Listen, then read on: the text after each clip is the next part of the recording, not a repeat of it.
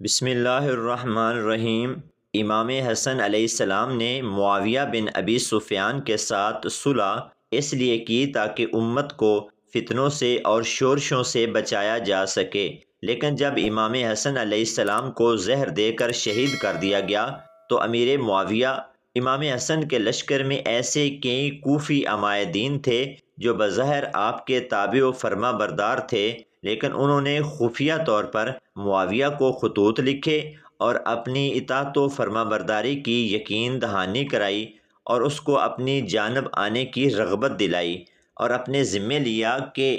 جب وہ اپنا لشکر لے کر امام حسن کے لشکر کے قریب پہنچیں تو وہ آپ کو گرفتار کر کے معاویہ کی تحویل میں دیں گے یا پھر امام حسن کو اچانک گھیر کر قتل کریں گے۔ امام طبری کے مطابق پہلا شخص جس نے امام حسن کی بیعت کی وہ قیس بن سعد بن عبادہ تھا۔ اس نے اپنا ہاتھ آگے بڑھاتے ہوئے کہا کہ قرآن و سنت پر عمل کرنے اور منحرفین کے ساتھ جنگ کرنے کی شرط پر آپ کی بیعت کرتا ہوں۔ اس کی اس بات پر امام حسن نے اس سے کہا، قرآن و سنت کی بنیاد پر بیعت کرو، تمام چیزیں انہی دو چیزوں میں مضمر ہیں۔ یعنی امام حسن نے قیس کی دوسری شرط کو رد کر دیا۔ قیس نے بیعت کی اور کچھ نہیں کہا۔ امام نے اپنی حکمت عملی کو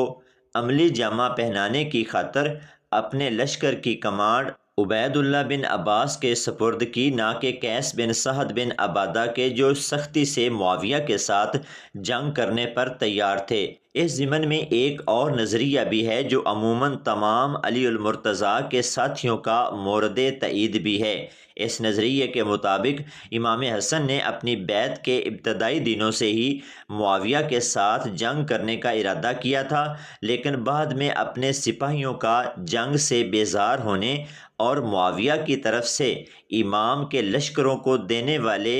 طمع اور لالچ کی وجہ سے امام حسن معاویہ کے ساتھ صلح کرنے پر مجبور ہوئے۔ ایک روایت کے مطابق امام حسن نے عراق کے لوگوں کو معاویہ کے ساتھ جنگ کرنے کی طرف دعوت دی، جو عراق کی جانب پیش روی کرنے میں مصروف تھے، لیکن کسی نے آپ کی صدا پر لبیک نہیں کہا، اور آخر کار اپنے بعض باوفا اصحاب جیسا کہ عدی بن حاتم، قبیلہ طائی کے بزرگان اور قیس بن سعد بن عبادہ کی کوششوں سے 12,000 سپاہیوں پر مشتمل لشکر جنگ کے لیے آمادہ ہوئے۔ یہاں پر بعض محققین یہ سوال اٹھاتے ہیں کہ اگر امام جنگ کرنا نہیں چاہتے تھے تو کوفہ سے اپنے سپاہیوں کو کیوں مسکن کی طرف روانہ کرتے؟ اس بات کی وضاحت میں امام غزالی رحمۃ اللہ تعالی علیہ فرماتے ہیں کہ امام حسن علیہ السلام نے جب معاویہ کو اپنی بیعت کرنے کی دعوت دی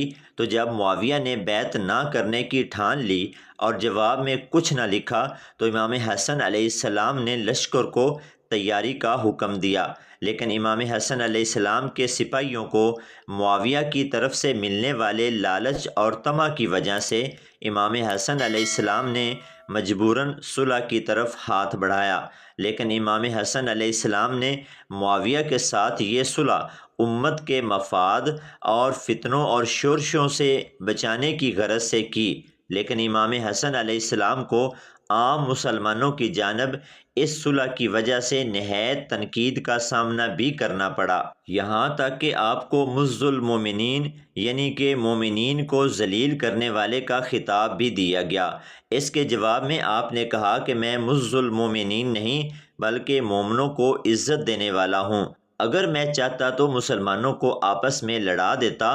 اور ناحق خون بہاتا، لیکن میں نے امت کو فتنوں سے اور قتل و غارت کرنے سے بچانے کے لیے صلح کی جانب ہاتھ بڑھایا۔ لیکن امام حسن علیہ السلام نے یہ صلح کن شرائط پر کی؟ وہ شرائط نہایت اہم ہیں، اور اس سے بھی زیادہ اہم یہ بات ہے کہ کیا ان شرائط کو معاویہ بن ابی سفیان نے بعد میں پورا بھی کیا یا نہیں؟ امام غزالی اور ابن خلدون فرماتے ہیں کہ امام حسن علیہ السلام نے جو شرائط طے کی تھی ان میں سے چیدہ چیدہ شرائط یہ تھی کہ کوفہ کے خزانے میں موجود 50 لاکھ درہم خود امام اپنے لیے رکھیں گے۔ دار ابکر فارس کی سالانہ آمدنی خود امام سے مختص ہوگی۔ امام حسن کی موجودگی میں امام علی پر ممبروں سے سب و شتم نہیں ہوگی۔ عراق سمیت دیگر مناطق میں موجود اہل بیت کے پیروکار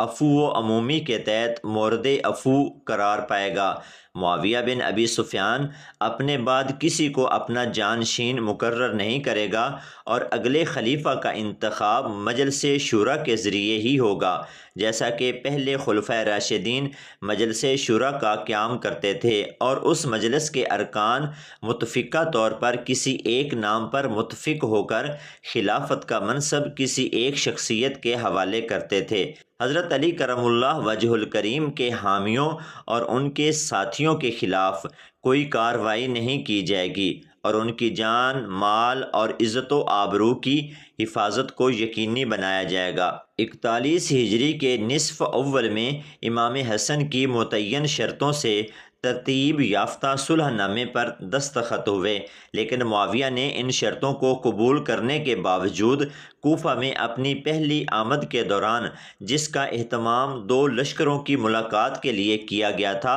اس میں کوفیوں سے خطاب کرتے ہوئے اپنے تمام وعدوں اور عہد و پیمان کو ناقابل عمل سمجھا۔ معاویہ بن ابی سفیان نے دعویٰ کیا کہ صلح کی درخواست امام حسن نے کی تھی اور پھر امام علی کے خلاف دشنام ترازی کی۔ امام حسین نے اسی وقت اس کا جواب دینا چاہا، لیکن امام حسن نے امام حسین کو ایسا نہیں کرنے دیا اور خود اٹھے اور ایک خطبہ دے کر لوگوں کے لیے معاہدے کی تصویر کشی کی اور معاویہ کی طرف سے صلح کی پیشکش کی وضاحت کی، اور پھر بہت فصیح و بلیغ بیان کے ساتھ اپنے والد کی بے حرمتی کے جواب میں اپنے اصل و نسب اور معاویہ کے اصل و نسب کا تقابلی جائزہ پیش کیا۔ امام کا یہ عمل معاویہ پر بہت گراں گزرا۔ حضرت علی کے ساتھ جو کہ ان کے جان سار ساتھیوں میں شمار ہوتے تھے، انہوں نے اس صلح نامے کو ماننے سے انکار کر دیا، گو کہ وہ امام حسن علیہ السلام کے ساتھ شانہ بشانہ کھڑے تھے، لیکن صلح کے معاملے میں انہوں نے امام حسن علیہ السلام کی صلح کی مخالفت کی، لیکن وہ امام حسن علیہ السلام کا ساتھ بھی نہ چھوڑنا چاہتے تھے اور معاویہ بن ابی سفیان کے ساتھ صلح بھی نہ کرنا چاہتے تھے۔ ان علی المرتضیٰ کے ساتھیوں میں حجر بن عدی، عدی بن حاتم، مسیب بن نجیبہ، مالک بن زمرہ، سفیان بن ابی لیلہ، بشیر ابی حمدانی، سلمان بن سرد، عبداللہ بن زبیر، ابو سعید اور قیس بن سعد شامل تھے۔ ابو سعید القیسیس کا کہنا ہے کہ میں امام حسن کی خدمت میں حاضر ہوا اور عرض کیا، اے فرزندان رسول خدا، اس کے باوجود کہ آپ حق پر مصالحت کیوں کی؟ آپ نے فرمایا، اگر میں یہ کام نہ کرتا تو روئے زمین پر ایک بھی حامی زندہ نہ رہتا اور یہ معاویہ اور اس کے حامی سب کو چن چن کر قتل کرتے۔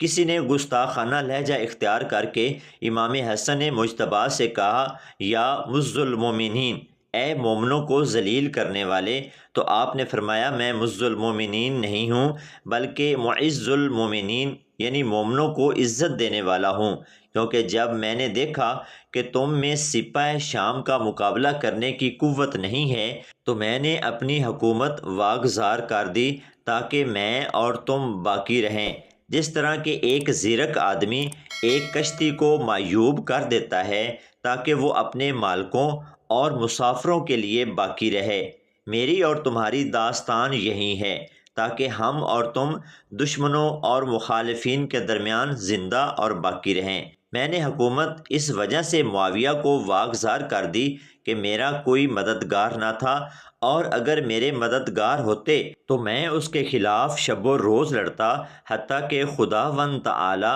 میرے اور اس کے درمیان فیصلہ کرتا۔ امام طبری اور ابن سیوطی لکھتے ہیں کہ معاویہ بن ابی سفیان نے امام حسن علیہ السلام کے ساتھ کی گئی کسی بھی شرط پر عمل نہیں کیا، نہ تو حضرت علی رضی اللہ تعالی عنہ پر ہونے والا سب و شتم رکا اور نہ ہی حضرت علی کے جان نثار ساتھیوں کا قتل عام بند ہو سکا۔ حجر بن عدی اور مال کے اشترکہ ناحق قتل اس کی واضح مثال ہے کہ ان کو شرط کے باوجود بے دردی کے ساتھ قتل کر دیا گیا، کیونکہ یہ حضرت علی رضی اللہ تعالی عنہ کے حامیوں میں سے تھے، اور سب سے بڑی شرط کہ معاویہ بن ابی سفیان اپنے بعد کسی کو اپنا جانشین مقرر نہیں کرے گا۔ اس شرط کی دھجیاں بھی بکھیر دی گئی اور اپنی زندگی میں ہی یزید کی جانشینی کی بیعت لینا شروع کر دی گئی۔